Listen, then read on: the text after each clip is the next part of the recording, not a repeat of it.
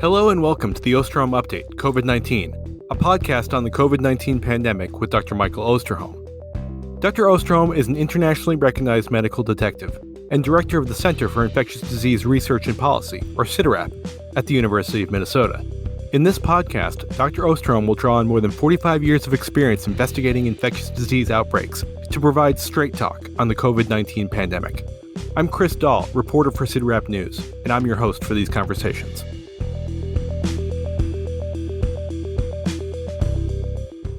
Welcome back, everyone, to another episode of the Osterholm Update podcast. Once again, as we have seen several times over the course of the COVID-19 pandemic, the United States appears to be entering a more optimistic phase of the pandemic experience. The nationwide surge of Omicron cases has passed its peak.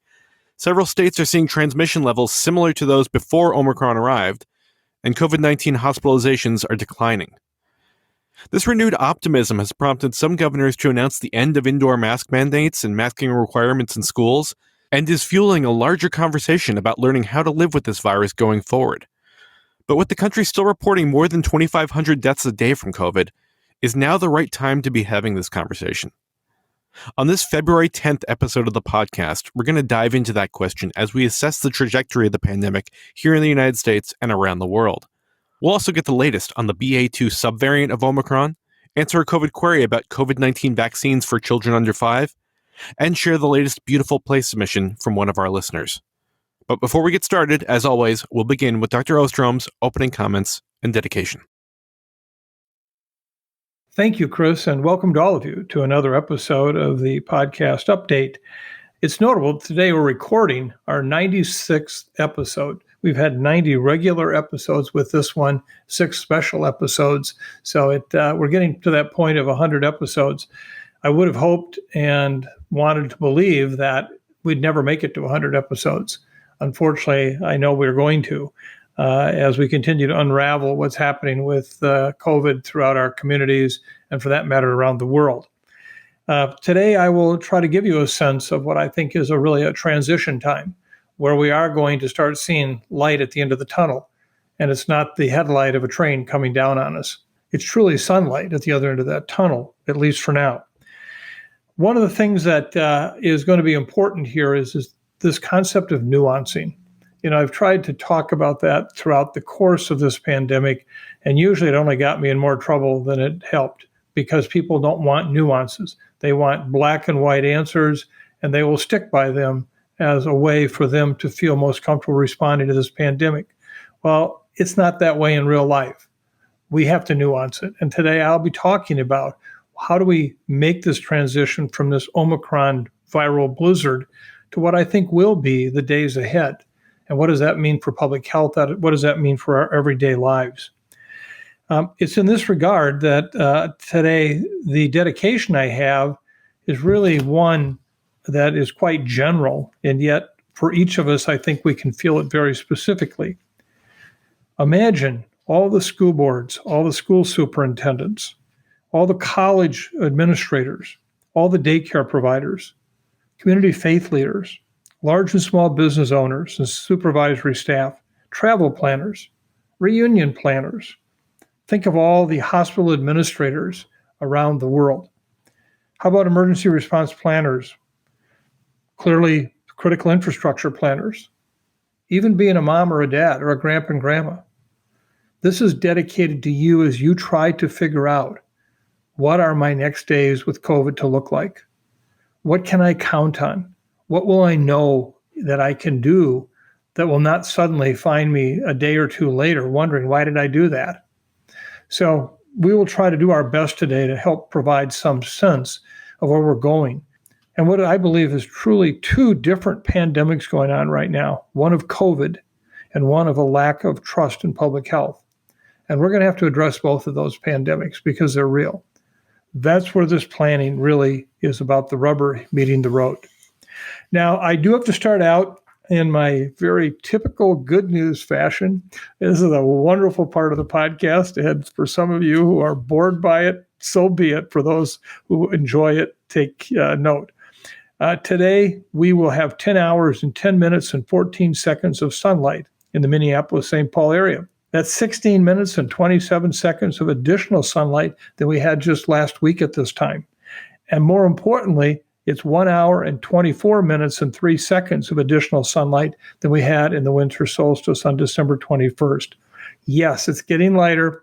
Those in the southern hemisphere, you still got a lot of light left, but we have to hold on to these ever increasing minutes of sunlight today. Finally, I just have to add one personal note. And this is somewhat difficult for me to talk about because I hate talking about personal things. I want to thank all of you, and I can't tell you how many that is, who have written in to us concerned about my health and my voice. And you have given me tremendous advice on what I can do to deal with this hoarse voice. Well, let me reassure you, I am fine, other than the fact that I am hoarse. And I am hoarse because I just talk too much. And there will be a number of you on this podcast who will very violently agree with that I talk too much. But for those that occasionally want to hear what I have to say, I'm okay. Otherwise, I am literally looking forward to a day when I can shut up, go walk in some wilderness for days on end, not talk to anybody but the trees or the birds, and regain my voice back. In the meantime, you're going to be stuck with me. I'm sorry, you're stuck with me. I hope the message is a lot better than what the messenger sounds like. So anyway, in that regard, I do want to sincerely thank the number of you who have written in concerned about my health and what my voice is like. And thank you. They were very kind. I cannot tell you how much many of those very thoughtful emails and letters meant to me. So thank you. Mike, many of our international reports over the last few weeks have focused on the Omicron wave in Europe, and that made sense because we've often looked to Europe to understand what was going to happen here in the United States. But it's Asia now that appears to be bearing the brunt of Omicron. Can you give the listeners a sense of what's going on in Asia and other parts of the world? Well, Chris, one of the things that's been a real challenge these past few months is that in addition to all the information and data consistently coming out on Omicron, we've also had to try and keep up with the widespread surges playing out almost simultaneously across the globe. But before we go on and address this international aspect, I want to take this moment and pause to reflect on a number that I think, while it hardly represents the actual true number of cases that have occurred worldwide, it is a subtle reminder of what we have been through just in the recent weeks. Think about this. At this point in the pandemic, there have now been over 400 million cases reported of COVID around the world. It took 1 year to get to 100 million. It took 7 months to get to 200 million. And it only took 6 months to get to 400 million. But more specifically, it only took a month, 1 month, to go from 300 million to 400 million. In the last month, we've seen 100 million new cases worldwide. Now, I've already talked at length about the challenges of trying to count cases and the undercounting and where they're missed and how they're missed. But this should just be a reminder to us of the impact that COVID has had. And I just have to say at the outset today, I'm going to get into numbers and going to talk about issues related to policy and so forth. But please never forget, these are cases of infection. These are people who were hospitalized. And unfortunately, far too often, these are people who died, who are our family, who are our friends, our colleagues, people we admired, people we only heard of, but we wished we knew.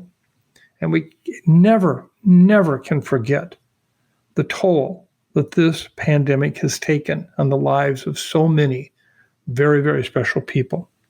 So let me move on with this discussion about the international reports. If you think about it, even with the emergence of previous variants, many countries or regions outside of where it was first identified experienced a pretty substantial delay before they ever felt the impact firsthand. Take, for example, with Alpha. We saw a lot of the initial activity play out on the UK and other parts of Europe. By the time Alpha took over in the US, it had been months since the emergence in Europe, so we knew quite a bit about it. Of course, even when it did take over in the US, for whatever reasons, and I am yet to understand why, the impact was limited to just a handful of states, particularly states like Michigan and Minnesota. A similar situation played out with Delta. Remember, Delta emerged last spring when India was an absolute house on fire. Around the same time, meaning last February, March, and April, countries near India, like Nepal and Pakistan, were also experiencing major surges linked to the variant. Meanwhile, here in the U.S., we really didn't see our first Delta wave until early July. Other places like Eastern Europe went into August before they were hit by Delta. And many parts of Latin America didn't see a surge from Delta at all. Never did. So although there were no shortages of hotspots when these previous variants emerged, there were these irregularities surrounding when and where surges occurred.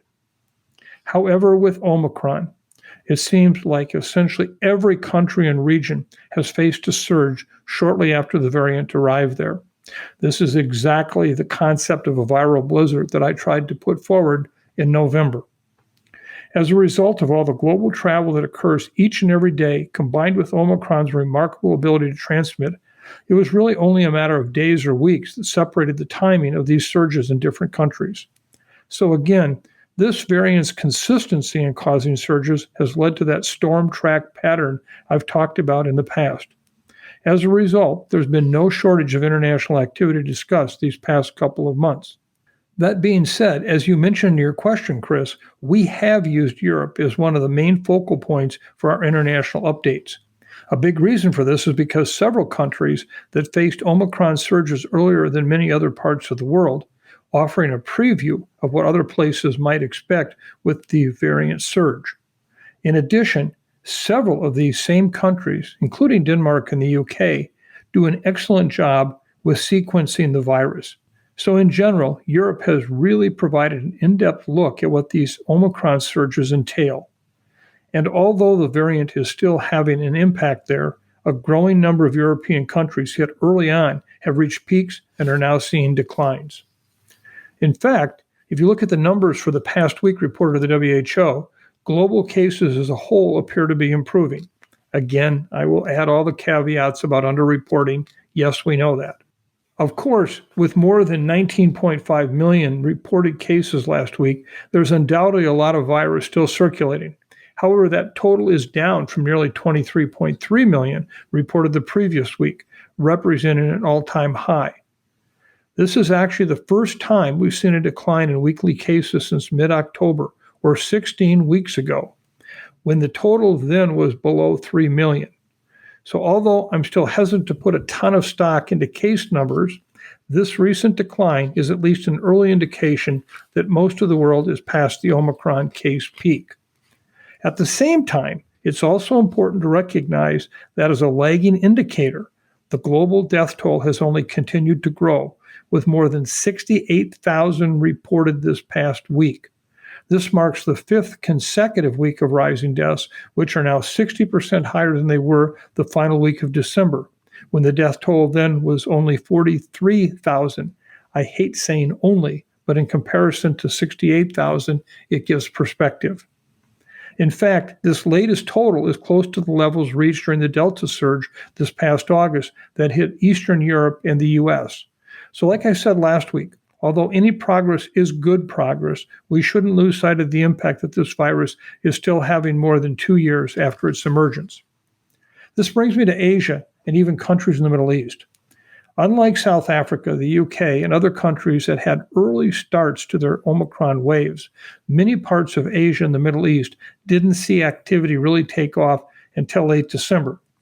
Still, it was only a month later, but nonetheless, in Omicron time, that was a long time. According to the Reuters COVID dashboard, as of this past Tuesday, a total of 11 countries in Asia and the Middle East are reporting peak levels of infection. In fact, 23 countries in the region, including Japan, South Korea, Azerbaijan, Jordan, Turkey, Georgia, Iran, Indonesia, and Malaysia, have documented an increase in average daily cases over the past 2 weeks.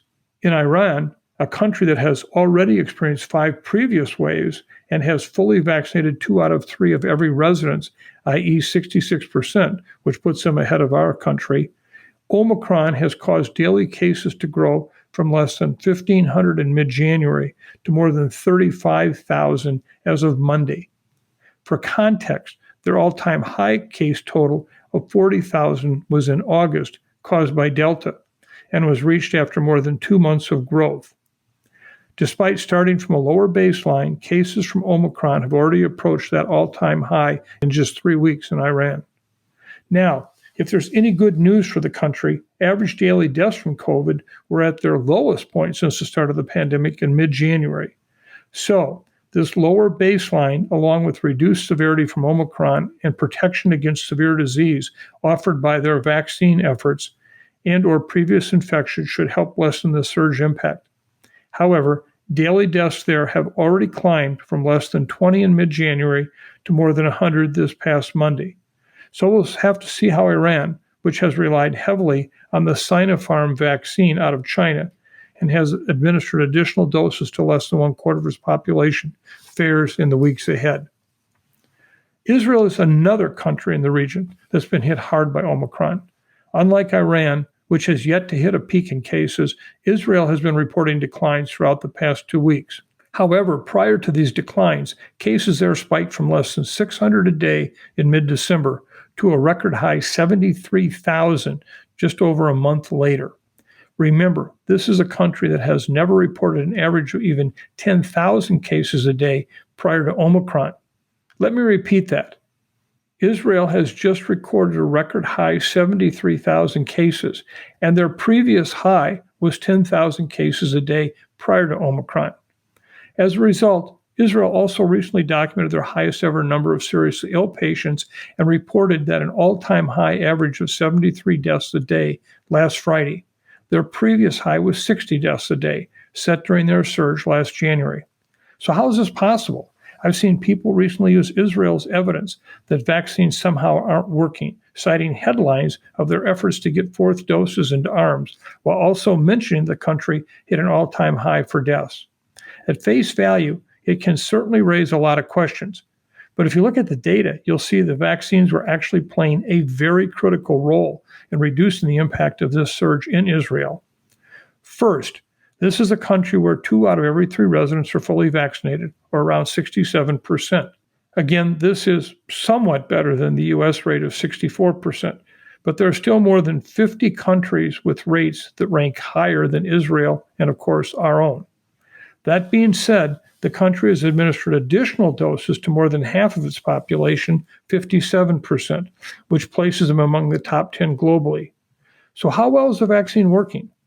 Well, data from the country's health ministry showed that although just 12% of the country's residents 60 years of age and older are either unvaccinated or have only received 1 dose, they accounted for 43% of the COVID deaths in their age group last month. So just 12% of the country's residents who are not vaccinated or under-vaccinated accounted for 43% of the deaths last month.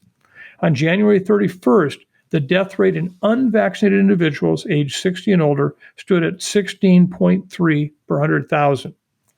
For fully vaccinated individuals in this age group, the death rate was only 0.9 per 100,000, more than 18-fold lower.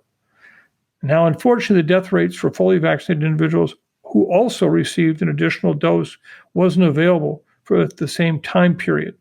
However, considering data from the U.S., which shows a 7-fold lower death rate in those 65 years of age who have received an additional dose compared to those who haven't, and the data from Israel, published in December, which found that an additional dose reduced the risk of death from Delta by 90% compared to those relying on 2 doses, I think it's fair to assume the death rate for individuals with 3 or even 4 doses of vaccine were noticeably lower than even 0.9 per 100,000.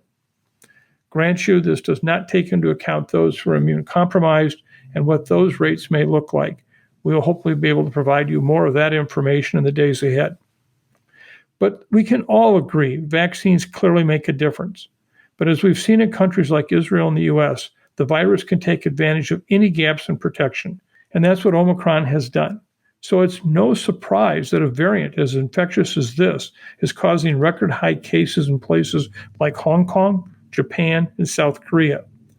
These case surges are really the hallmark of Omicron, and ultimately it means that countries are largely reliant upon the progress they made in the way of vaccinations, which can really define whether the case surge leads to a dramatic rise in hospitalizations and deaths, or it remains at a fraction of the levels seen with previous surges.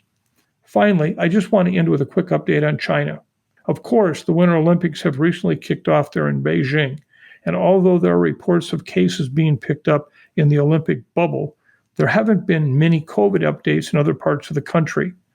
Again, heading to the Olympics, China was dealing with several clusters or outbreaks in multiple cities, including Beijing, and a number were caused by Omicron. On Monday, the country reported a total of 105 new cases. Although 40 were imported, the remaining 65 were locally transmitted in 2 cities. One of those cities, which is where most of the cases were identified and is home to 3.6 million residents, has been placed under total lockdown. However, with at least 10 areas of the country having recently reported locally transmitted cases of Omicron, it's hard to believe that Monday's report covers the entire extent of China's current situation. I truly believe we are at this point experiencing major underreporting of cases in China, and it will be interesting to see what we find over the next few weeks ahead. Here in the U.S., we're now seeing a 7-day average of less than 250,000 new daily cases, down from more than 750,000 daily cases just a few weeks ago. And the descent from that peak has been pretty rapid. So, Mike, is it safe to say that the viral blizzard is on its way out? Well, Chris, I think it's safe to say that at least up to this point, the improvement we're seeing with cases and hospitalizations have been playing out about as well as we might have hoped for realistically.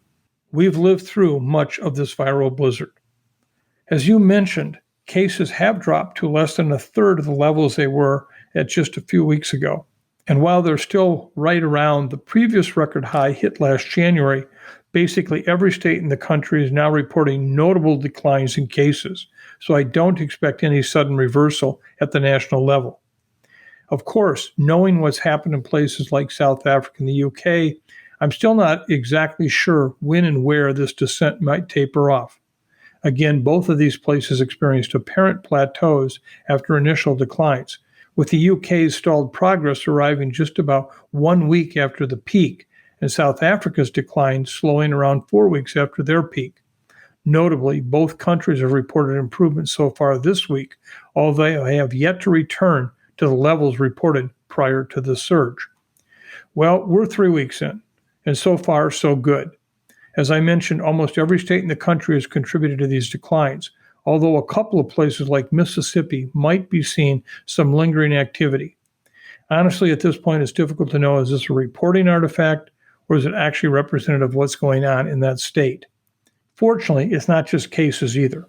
Hospitalizations have dropped from their peak of 158,000 on January 20th to just over 100,000 as of this past Tuesday, taking us below the levels reached during the height of the Delta surge last September. Even in the time since last week's episode, when there were 126,000 Americans hospitalized, we've clearly seen the situation improve. Notably, 100,000 hospitalized this Tuesday. A week ago, 126,000 hospitalized. The same thing goes for patients in the ICU. Although the number hasn't dropped nearly as quickly as overall hospitalizations, it's certainly falling. At the time of last week's episode, there were nearly 23,000 patients being treated in an ICU. As of this past Sunday, the total was approaching 19,000, or a reduction of 4,000 patients in 1 week. Again, that's progress. However, recent data from the New York Times helps put this into perspective, finding that nearly 1 in 4 U.S. hospitals with intensive care units have at least 95% of their beds filled. So while it's easy to get caught up in this idea that we're officially through the surge, there still are many places in this country where you probably don't want to have a heart attack or be involved in a car accident right now. Even in other parts of the country, this improvement could mean that an 8-hour wait in an ER is now 3 hours. Again, I don't say this to discount the progress, but I'm not sure many people fully understand the position that our healthcare system is in. I know I sound like a broken record when it comes to this, but remember that more than 400,000 healthcare workers across the country have left their job since the start of the pandemic. Last month, there were 18 states that reported critical staffing shortages in their hospitals. For many of the current workers, any discussion about improvement likely doesn't mean all that much. So when I read an op-ed or a commentary about how the country just needs to move on from COVID, I wonder if they're aware that for many people in this country, that's not an option, at least right now. Finally, it's puzzling to think that in the backdrop of these conversations about simply moving on, there are still an average of 2,600 Americans dying from COVID each and every day. As many of you know, on Friday, the U.S. death toll from the pandemic hit 900,000. There are only 15 cities in the entire country with populations above that number. In fact, cities like San Francisco, Denver, Washington, D.C., and Boston all have populations below 900,000. So let me just conclude by saying we are making progress. That progress will continue. Remembering that hospitalization and deaths are lagging indicators, we won't see these numbers come down precipitously for at least a few more weeks. But it's not too early to start planning for that. But please don't assume that today everything's all done. It's not. We still have many healthcare facilities in this country that are still really stretched. We spoke last week about the BA2 Omicron subvariant. Have we learned anything new about it over the past week? And do we have any data yet on BA2 in the US? Well, Chris, let me just spend a moment reminding our listeners about what we're talking about when we talk about BA1 or BA2. When the Omicron variant emerged, it was originally characterized as a BA1 sublineage virus, meaning that that was the dominant virus that we saw in our communities. But shortly thereafter, we saw the sublineage BA2 and BA3, both distinctly different from BA1. In fact, just to remind you of that, as I've talked about before, the difference between the ancestral strain of the virus from Wuhan and the Alpha variant is actually less from a mutation standpoint than the difference between BA1 and BA2. So while we're calling them Omicron subvariants, they are different. As of February 8th, BA2 has now been detected in at least 67 countries and 42 U.S. states. It's estimated to be responsible for approximately 2% of the cases globally, with BA1, the original Omicron strain, still responsible for the majority of cases worldwide. But it seems to be quickly picking up steam. But in short, what can we say about BA2 and its impact on cases in the future? Well, let me just say it's complicated, and the picture right now is murky. For example, studies out of both Denmark and the UK that looked at household transmission found that BA2 is likely about 30% more infectious than BA1. BA2 does not appear to cause more serious disease than BA1, and at least right now, there doesn't appear to be a difference in vaccine effectiveness between BA1 and BA2. Though BA2 seems to be more transmissible than BA1, that does not necessarily mean it will cause the same dramatic rise in cases that we saw in December and January when the Omicron variant first appeared. In both countries where BA1 was dominant, and in countries where BA2 was dominant at the time of the peak in Omicron cases, there has been rapid reductions in cases following those peaks, which makes it difficult to assess what impact BA2 may have had when it became the dominant strain in different areas. Let's take a look at what we've seen happen in countries around the world to illustrate how complicated this is. Keep it in mind that there are a lot of factors that we don't really fully understand yet about the transmission dynamics and what may or may not be causing a rise or fall in case numbers by subvariant type. Take India. India is an example where BA2 was dominant at the time of the Omicron peak. Omicron became the dominant variant in India in late December, and by early January, BA2 accounted for the majority of India's Omicron cases. In the 9 days following their peak, they saw a much more rapid decline in cases compared to Denmark, with their cases falling 17%. As of January 31st, BA2 made up 98% of cases and has seen a 48% decline in cases just in the past week. One looks at Nepal, the Philippines, and Qatar. BA2 was likely dominant in all three of those countries at the time of their peaks in late January, and all experienced a rapid decline in cases ranging from 35% in Qatar and 56% in Nepal 9 days out from their peak. Take Sweden. BA2 became the dominant subvariant in Sweden at the time of their peak Omicron cases on January 28th, and by February 5th, they had experienced a 25% decrease in new cases. Let's take a look at Denmark. As a reminder, last week we looked in detail at Denmark, which on the other hand is an example where BA1 was dominant at the time of the Omicron peak in the country. The Omicron variant became dominant in Denmark in the week of ending on December 25th, then making up 76% of the cases. At the time, BA1 was far more prevalent than BA2, accounting for 88% of the country's Omicron cases. 1 week later, over 90% of the country's cases were Omicron, and 2 weeks after that, BA2 surpassed BA1 as the dominant sublineage, accounting for 54% of the country's Omicron cases. As of January 31st, BA2 is responsible for 82% of all cases. Now, Denmark's cases peaked on January 29th with a 7-day average of nearly 46,000, and 9 days later, the 7-day average was about 42,000, an 8% decrease. Denmark currently has 1,315 people hospitalized, with 39 in the ICU and 59 of those in ICU patients on ventilators, and 28 new deaths reported on Monday and Tuesday. So in this situation with Denmark, we see a different pattern that we've seen in other countries who also saw this dominant BA2 subvariant.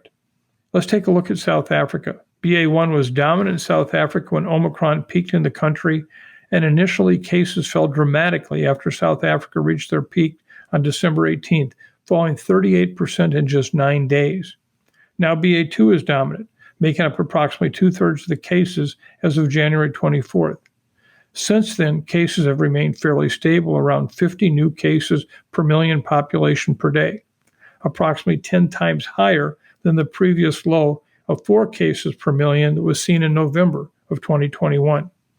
This long tail may not be entirely due to the BA2 sublineage, as it is not unlike what we have seen in many other countries with Delta, but BA2 could certainly be playing a role in this. A couple of last countries to note: in Norway, where BA1 was dominant at the time of their peak Omicron cases on January 27th, cases have declined by only 7% 9 days after the peak. BA2 has not yet become dominant in Norway, but is increasing, and as of January 25th, made up 1/5 of the cases. In Ireland, after reaching a peak on January 9th of over 4,700 cases per day per million population, cases dropped dramatically by 43% over 9 days. Then they hit a low about 680 cases per million per day and have since experienced a 14% increase in daily cases over the last week. As of January 24th, BA2 cases were rising, but still made up less than 10% of cases. Time will tell what happens here. Finally, the United States. Here in the U.S., BA1 was dominant when the Omicron wave peaked on January 16th with 2,410 cases per million population. 9 days later, the case count has decreased by 17% to 1,990 cases per million per day. In the past week, the U.S. has seen a 40% decrease in cases. As of February 5th, BA2 still only made up about 3.6% of cases, but has been growing steadily. So what does all this mean in terms of cases that relate to BA2? Well, honestly, it's really hard to tell you right now whether trends in cases are a result of the presence of the BA2 sublineage, or are they just the result of the Omicron variant in general, or which other factors are at work. From what we've seen in other countries, we can suspect that as BA2 becomes more prevalent, there will be a slower decline in cases. It's also likely that BA2 sublineages will cause the Omicron peak to be higher in places that have not yet peaked and have a slower drop and extended longer.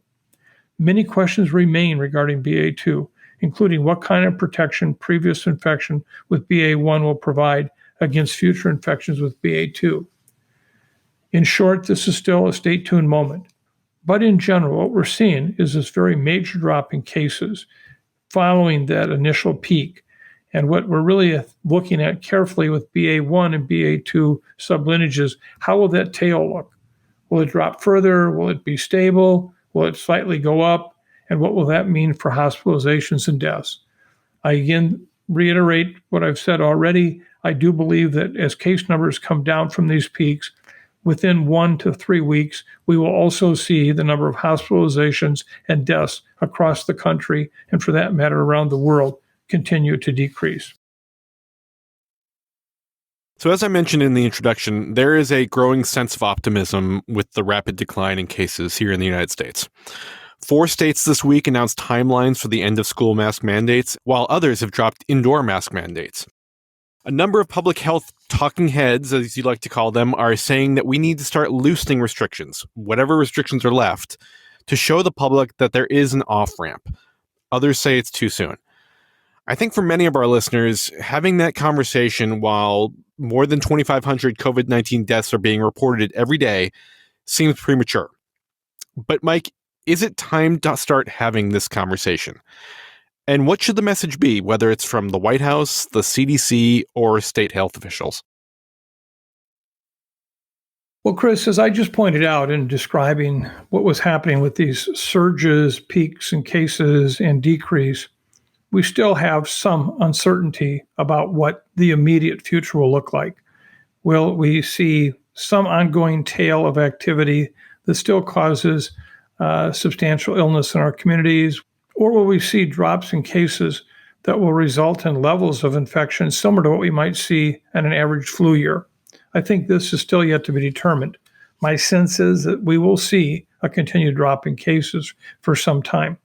But to really focus on this discussion, and it is a critical discussion, we really have to acknowledge that we have 2 pandemics happening simultaneously with COVID.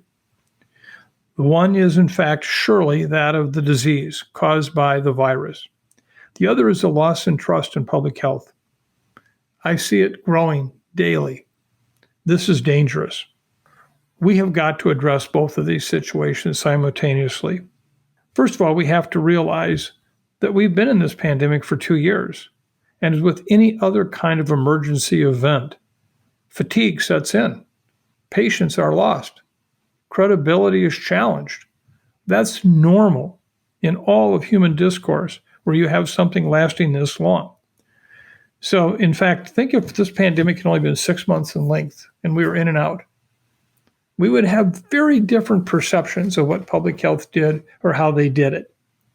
So one of the issues is acknowledging time by itself is a factor in how people view what's happening.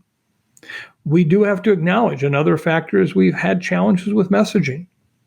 One is we have never really shared with the public a primer on how do you talk science? What does it mean? How do you understand it? How do you anticipate it? You know, this is not the classic kind of equation equal MC squared kind of physics. This is an evolving science. This is one where, in fact, we have individuals who will make public statements about something on a given day, and that does reflect the science as we know it that day.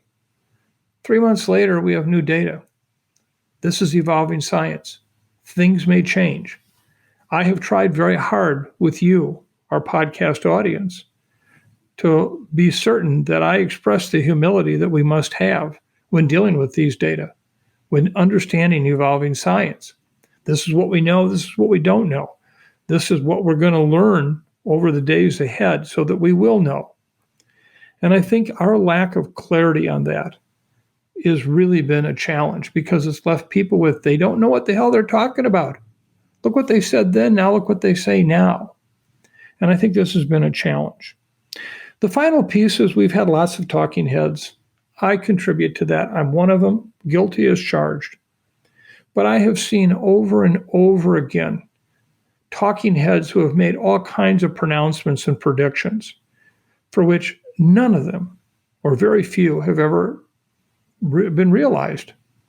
Just this past week, one of those talking heads was confronted in an NBC interview, all the different predictions she had made that were wrong, not even close.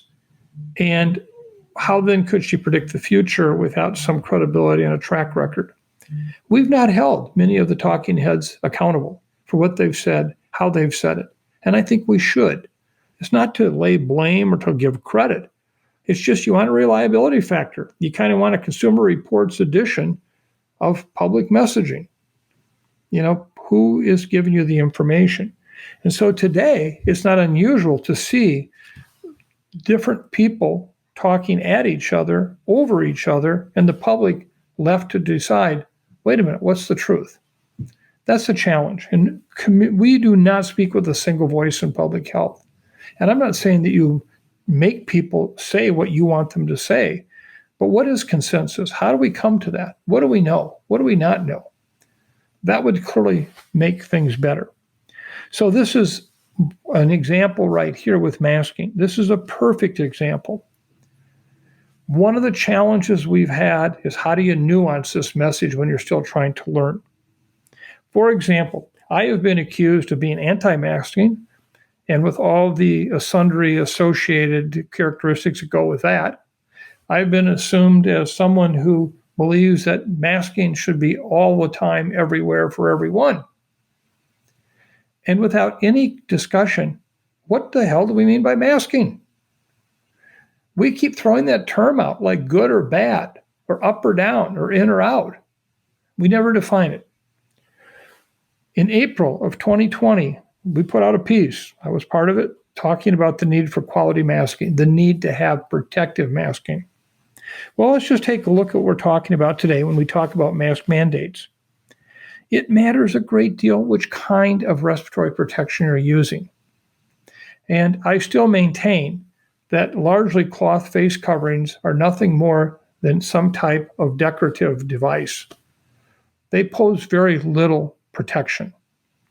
Now, people will cite studies, in fact, a recent one from CDC suggesting that, in fact, cloth face coverings are much more effective.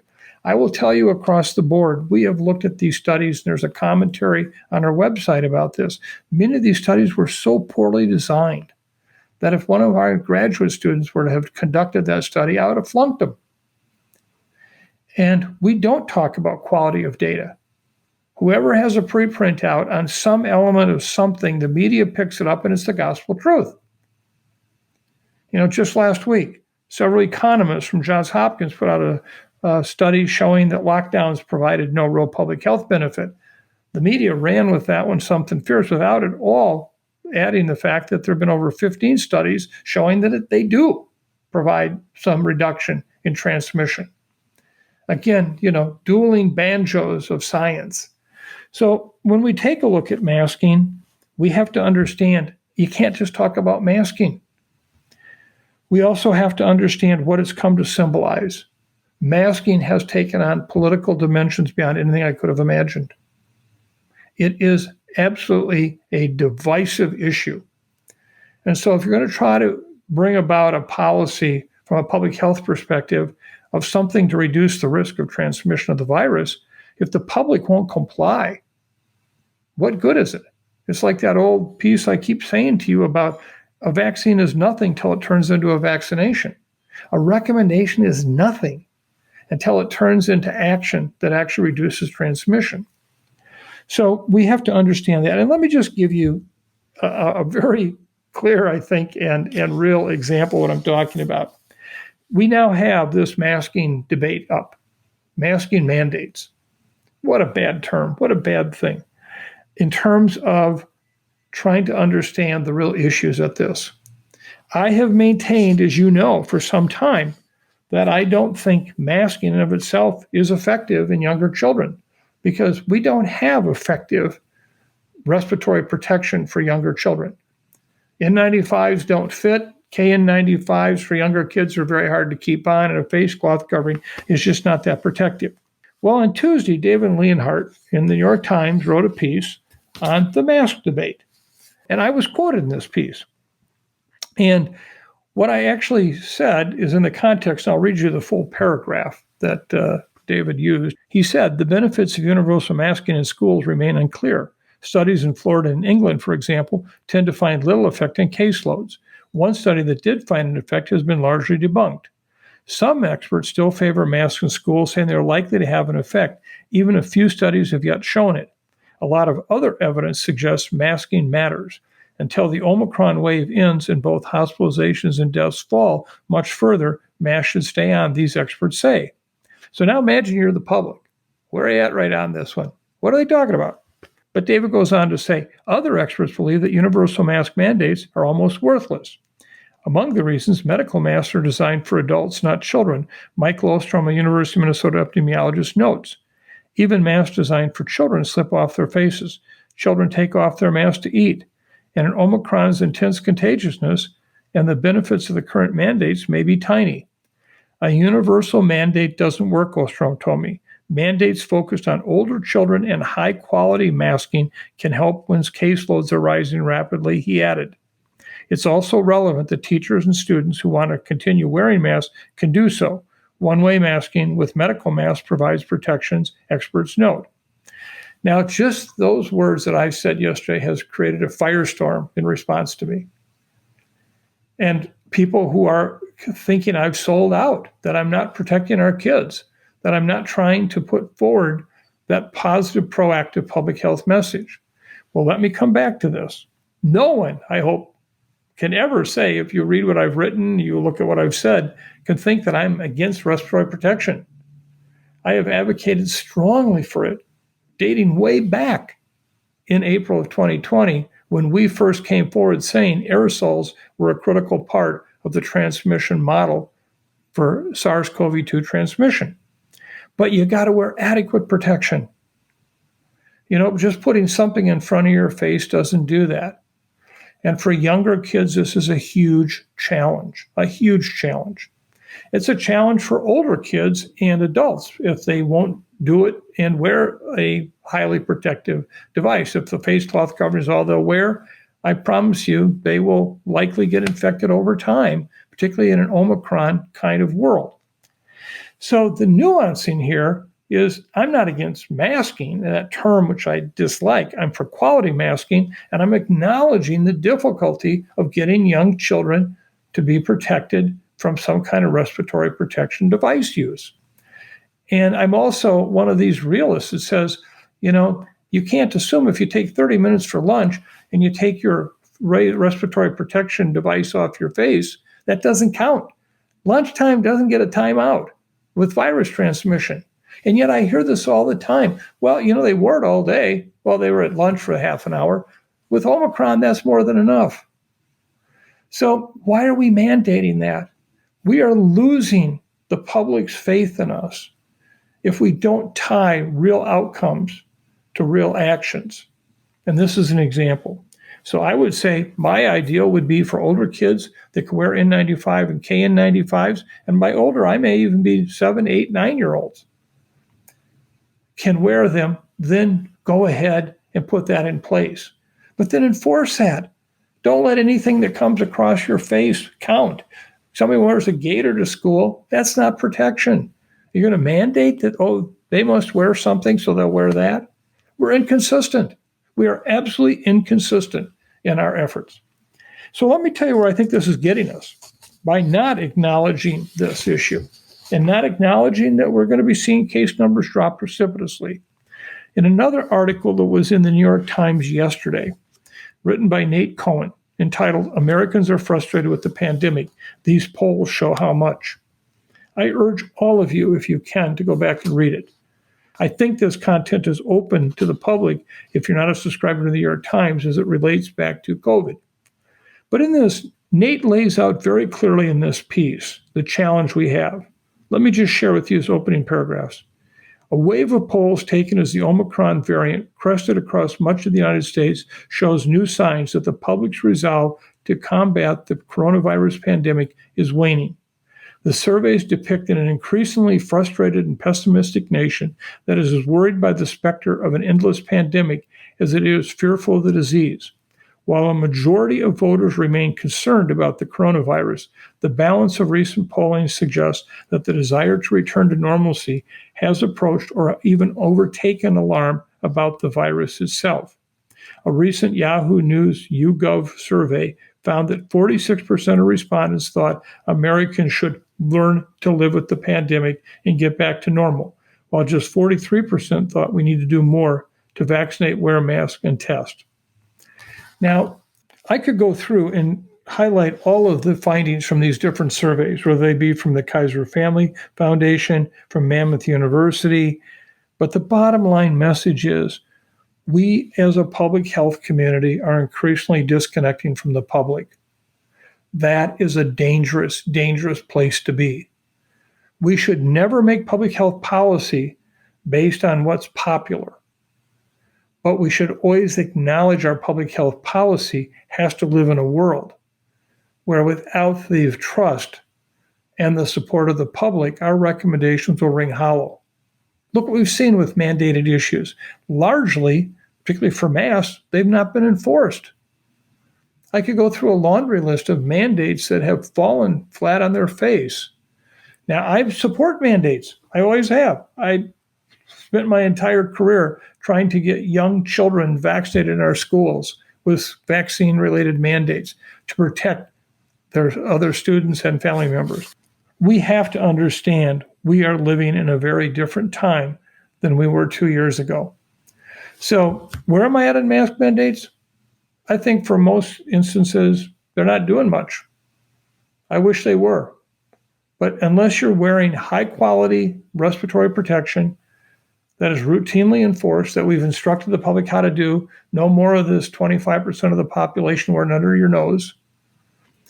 If we're not doing that, then we are not probably gaining much at all from a mandate, and we are causing ourselves lots of credibility challenges. So I hope that gives you a sense where I'm at on this. I would talk about this in all aspects of public health. It's about common sense. It's really about using the power of science, finding that message, telling people what you know, what you don't know, and also understanding where people are at. Because if we don't bring them along with us, we will not be successful in any program that we do to address COVID.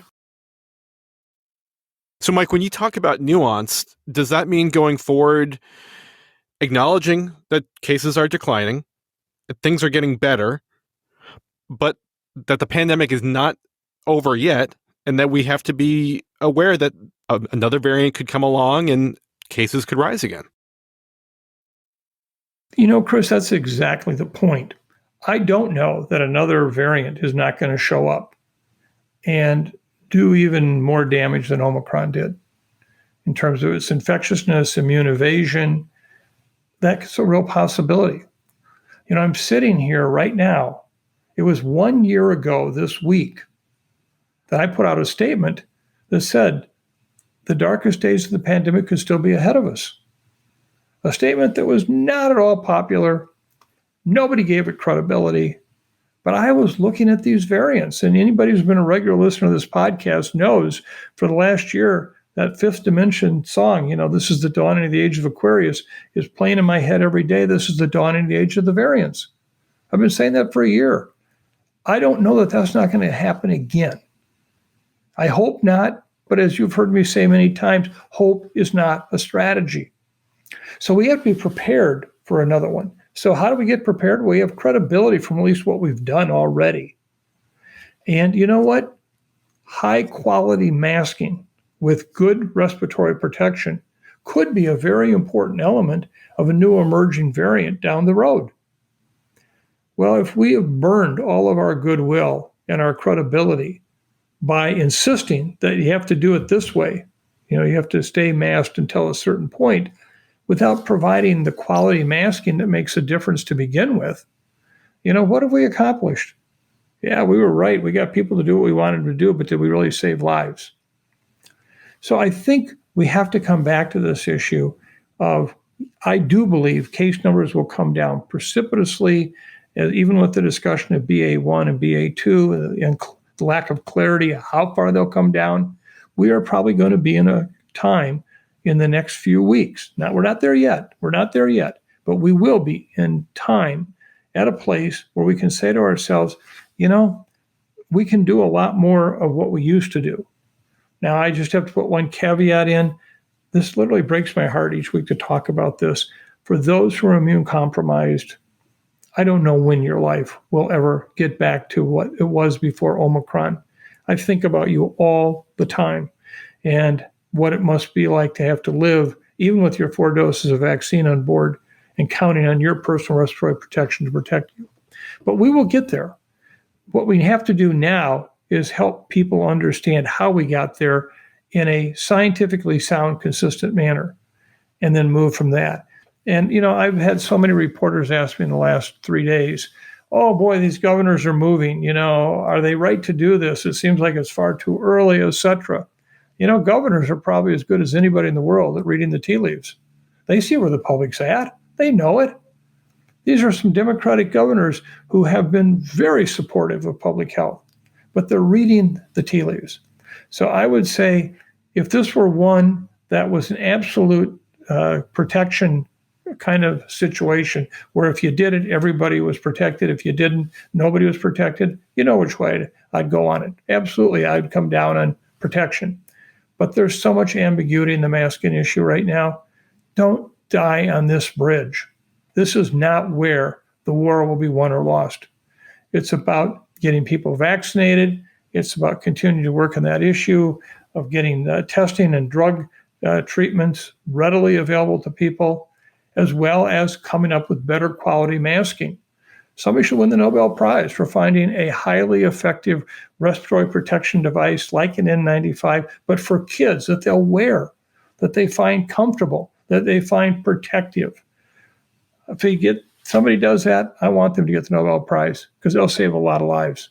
But until we get that way, we have to understand the limitations of what we say when we tell people they must wear a mask. This brings us to our COVID query segment. This week, we have a question about vaccination for children under 5 from Abby. But before we get to this question, let's start with a little background. Last week, Pfizer and BioNTech submitted an emergency use application to the FDA for approval of their vaccine in children ages 6 months to 4 years. The application was based on the initial 2-dose trial results, which found that the vaccine was safe but did not produce a strong enough immune response in all groups within that cohort. So the hope is that the vaccine will be authorized and kids can begin getting shots while the companies await the data on a 3rd dose of the vaccine, which is expected or hoped to provide more protection. So with that in mind, here is Abby's question. I'm feeling very conflicted about the potential approval of Pfizer vaccine for my 3-year-old. On the one hand, I'm certainly anxious to get him protected as soon as possible. He's the last of my 4 kids to be eligible. On the other, giving him 2 doses of something that has not yet proven to be effective feels like taking on all the risk without any potential benefit. My understanding is that the under 5 Moderna trial will be wrapping up in the next month or two, and that they chose a significantly higher dose than Pfizer did. My inclination is to wait for their data as well as the final Pfizer data. If it were your kids, or perhaps your grandkids, which way would you lean? Get going sooner rather than later in the hopes that you have a jump start on the full series, or wait out the data? Well, Chris, this is really, again, all about nuance. It's exactly what we just talked about. Let's break this into the different buckets, I think, that are really important. One is, let's just talk about the vaccines.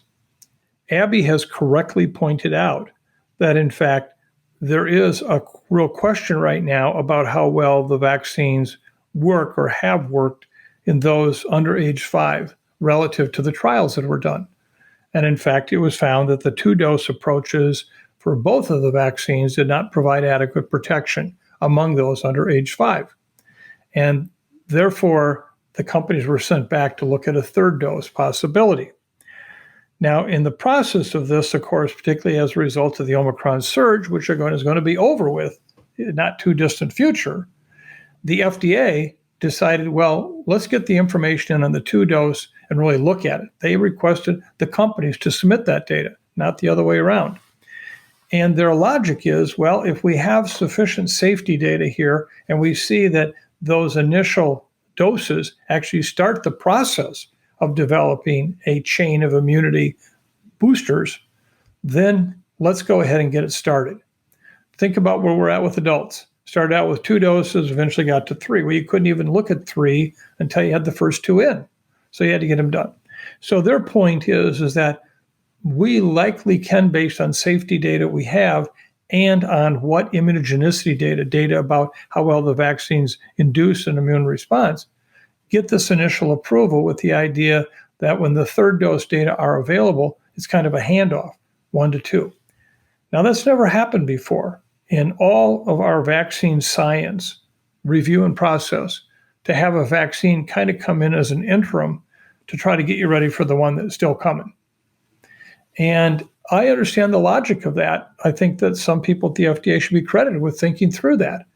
I surely stand guilty as charged because I was one of those people out there saying last August, the idea of a booster, that third dose, which of course, I always want to call a 3' dose vaccine, was in fact needed well before the final definitive data were available, and urged strongly that we get third doses into people, which today is not even anyone should have a counter argument to why we want third doses. But the data were incomplete at the time. But in fact, in the time of a crisis, a pandemic, you have to make decisions sometimes that are not normal regulatory science decisions. So I very much understand where FDA is at. My concern, and I wish I could define it in a way that would give you an absolute number, 5 for and 3 against, or 8 for and 2 against, in terms of understanding what the FDA should do. But my concern is that today parents will look at this as a shortcut. We already have a problem in 5 to 11-year-olds, where only 31% of the kids who could be vaccinated are vaccinated. Now, how many do you think of those 5 and 11-year-olds made that decision on their own? No, it was their parents, their guardians, whoever in their family, okay? Well, now imagine there will be those who will absolutely want their under 5-year-old child to be vaccinated, and they will be the first to sign up. They'll be at that door waiting for that office to open so that they can get their vaccine a half an hour before anybody gets there. Thank you to those parents. But there's going to be a large contingency of parents going to say, I'm going to wait. The case numbers are coming down. Doesn't look to be the big problem. The schools that had the major outbreaks in January are not seeing them now. The daycares are not seeing major outbreaks. I'm going to wait. And that by itself, you can argue, is logical. But what this really comes down to is, what does this mean for parents and their faith in the U.S. vaccine regulatory science process? And does this now make them begin to wonder about other vaccines? Well, wait a minute, if they took a shortcut here, and I think it's a shortcut, what do they do in other vaccines? So I think this comes back to the point I made earlier. We have 2 different kind of pandemics going on. We have one of the actual virus, and we have one with a loss of trust in public health. And this could be one of them for childhood vaccines. And I wish I had the best answer. I don't have the right answer. I am not here as an armchair quarterback or on a bully pulpit to say, do it my way or the highway. I don't know what the right answer is. I see the logic in the FDA approach with these vaccines. They will surely go through full review at the FDA, with the outside advisory committee. They'll go to the ACIP. But I also worry about the message it sends. This is an incomplete vaccine in the terms of it wasn't capable of being approved on its own before, without the idea that the third dose may be coming. And how will the public respond to that? I don't know. So if I were you, Abby, just because I do believe that there would be benefit in the 2 doses, and as someone who has a grandchild in this age category who can't wait for them to get vaccinated, I would go with the 2 doses right now, with the idea that it's priming the immune pump of the child. And if we need that third dose, then they're ready for it. But I also have faith that the safety data will be completely and exhaustively reviewed, and that I don't have a challenge with that, and that I do have reason to believe that the immune response that they get from these 2 doses will still be very meaningful in potentially reducing severe disease, hospitalization if that should occur. But I surely understand your concern. I acknowledge that. I think you're right. And I wish I had the right answer. I don't know. And just a follow-up note for Abby and our listeners, the CDC's Advisory Committee on Immunization Practices will be reviewing that data I believe, on February 15th. So, Mike, where is our latest beautiful place submission from this week? Well, Chris, I'm very happy to report that we have a submission from Diane. And this is one that is in our neck of the country, as you might say. And it's an area of our state that I love so very, very much. A very beautiful part of the world. So Diane wrote, I'm a family physician in northern Minnesota. Last week, my partner covered the practice so I could go to the Itasca State Park for a much-needed 3-day silent retreat. I shared air with no one. Skiing, unmasked, through the woods was balm for my soul. The headwaters of the Mississippi have always been one of my beautiful places. There is nothing about being in the presence of this mighty river's quiet beginnings that gives me hope and strength. My visit Wednesday was magical. Temperature was minus 4 degrees Fahrenheit, and the sun was out. The river's music filled the air, and the stones were blooming with ice. The pictures and short videos speak for themselves. Thank you, CIDRAP team, for all you do. We often quote Dr. Osterholm when talking with our patients and steer people to the podcast for reliable information. Keep up the good work, and we will too. We are in this together. Diane. 2 things. First of all, thank you very much for your beautiful place submission. It is beautiful. I love the headwaters of the Mississippi. Anybody who has seen me on any kind of Zoom, whatever, see a picture of me with my dog Max behind me. And one of the most meaningful pictures I have is the one that we share sitting at the headwaters of the Mississippi River on those very rocks that you just talked about. Let me also say, Diane, thank you, thank you, thank you for what you do for all of us as a practicing physician in a time of COVID. You are one of those individuals on the front lines day in and day out. This has been, I know, an incredibly challenging time. And so thank you for what you do. You are truly a hero in all of this COVID pandemic, something that doesn't get said nearly enough. And so I thank you for all you've done, and I love your beautiful place. So, Mike, what are your take-home messages and closing thoughts for today? Well, Chris, let me just start out by saying that if you were to describe my brain right now as somewhere between a black hole and a hurricane wind, it would be right. You're somewhere in there, okay?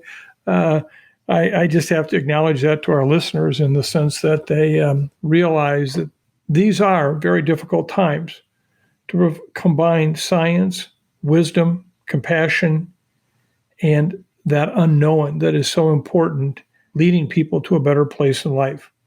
But let me tell you, I really have 3 main summary points for today's podcast. Number 1, we are entering a new phase of this pandemic. Will it in fact be a repeat of the storm category 5 hurricane, or will it be the last days of a blizzard where we can all count on digging out and maybe never see this blizzard again, at least for years? I don't know. I worry that we might be in the eye right now of the hurricane that makes us feel like everything's okay. We've made it. I hope that is the case, and I hope the back wall of that hurricane totally dissipates before the eye completely crosses where I'm at. But I don't think that's the case. So we need to be prepared for what can come ahead. And I know people are fatigued. They don't want to hear this. And it doesn't mean you need to change your life to repair. What it means, we in public health have to do a better job of understanding how to get people vaccinated. We need to do a better job of getting testing in place so that people can readily, during a surge in cases, get tested quickly. And then using those very rapidly available results to get people to drug therapies that can make all the difference in the world between having a serious life-threatening infection and a much milder one. There are a lot of things we can do and must do. And we've got to learn a lot more about how to communicate with the public. We need to understand from the public how we've missed the mark in many of our messages and what we can do a better job of. So I don't know. Are we in the eye of the hurricane? Or are we at the end of the blizzard? Either one, I do know we're going to have some good days ahead. What I don't know is how long they will last and how good they'll be. And point 2, this week's controversy du jour is mask mandates. Don't allow ourselves to make great the enemy of good. If you're going to use high quality masking to protect yourself, consistent masking, that term, then you got me on your side. I'll do whatever I can to help that happen. But if you're using inadequate respiratory protection, gaiters, face cloth coverings, etc., are we going to literally, take that issue on for a mandate when the data are so soft? If those who are against the mandates were to use data like that, we'd scream. It's not scientifically sound data. So I think we're at that point right now where, in fact, we have to ask ourselves, what's the right way to go to protect the most number of people? Common sense. We have to understand that mask now is a very troublesome four-letter word for us because we've made mask that. We have a lot more work to do. I can't wait until, as I said earlier, somebody invents the Nobel Prize deserving invention of a really effective respiratory protection covering that is easy to wear, that can be rewashed, it can be used over and over again, and kids will wear it. Wouldn't that be something? And finally, number 3, as we hit this upcoming lull, which I believe we will, we must not stop our efforts to be prepared for this potential future of a new variant. As I said just a moment ago, I don't know if it'll happen or not, but we have to be prepared. And this is the point I just made about vaccines, drugs, testing. All those things need to continue. We need to move on. We need to find better vaccines. Not that the ones we have right now are not good. They're really remarkable. But what if we could find one that has more durable immunity, that has a wider breadth of protection against even variants yet to have evolved? So we need to keep working in all of this. As I learned a long time ago in rural Iowa, you make hay while the sun shines. And I think the days ahead are going to give us that opportunity. And finally, we have to, as a public health community, learn how to communicate with the entire population.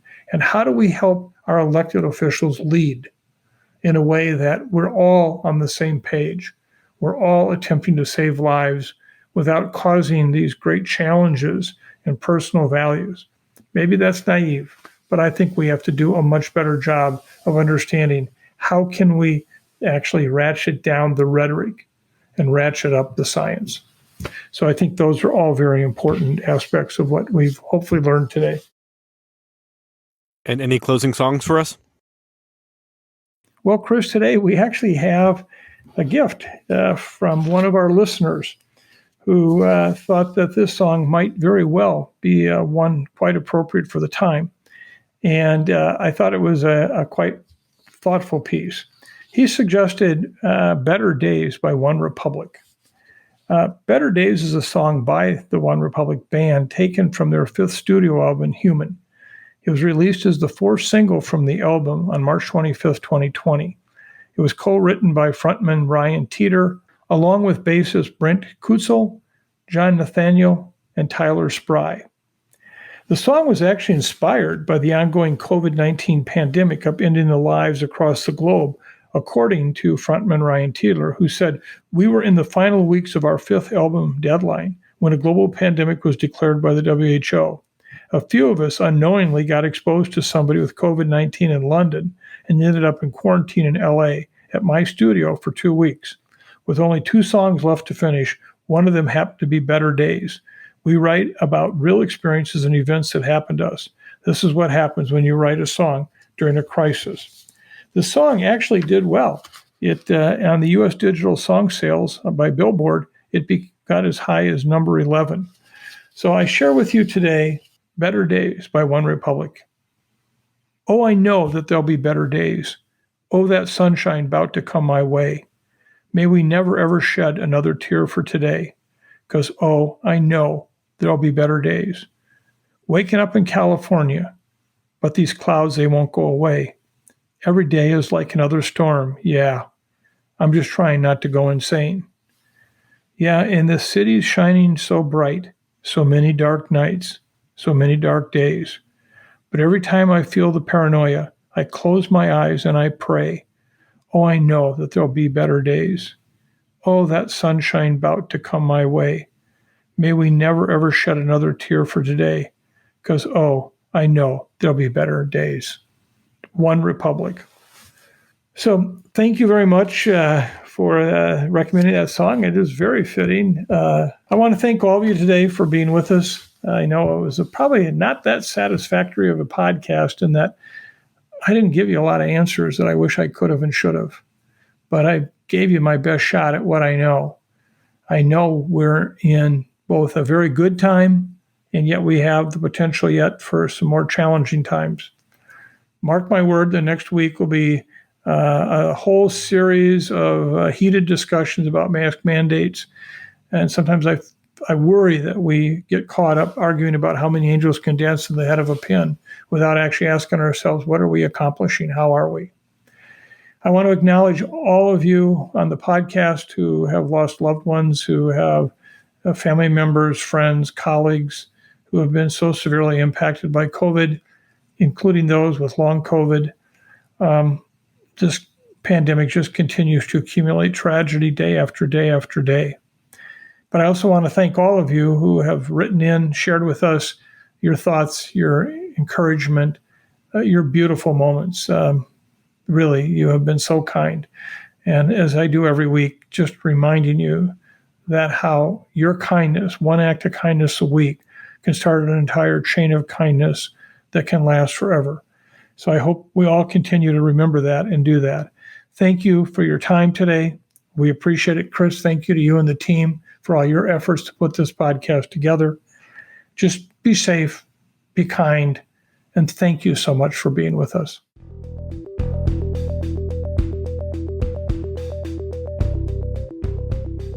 Thanks for listening to this week's episode of the Osterholm Update. If you're enjoying the podcast, please subscribe, rate, and review. And be sure to keep up with the latest COVID-19 news by visiting our website, sidrap.umn.edu. This podcast is supported in part by you, our listeners. If you would like to donate, please go to sidrap.umn.edu/donate-now. The Osterholm Update is produced by Maya Peters, Corey Anderson, Angela Ulrich, Meredith Arpey, and Sydney Redpenning.